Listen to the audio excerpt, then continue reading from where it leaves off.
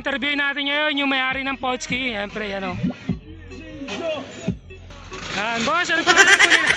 Yan, boss, ano po pangalan nila? Yo, what's up? Dito tayo ngayon sa Badja Gaming natin, all about 3 wheels. Yun, at interview natin ngayon si... Pailala ka na. Ngayon na? Ngayon na ba? Ako nga pala si Lawrence Dalida ng Antiforest Polo Rizal ng Grupong Tropang Tri-Wheelers.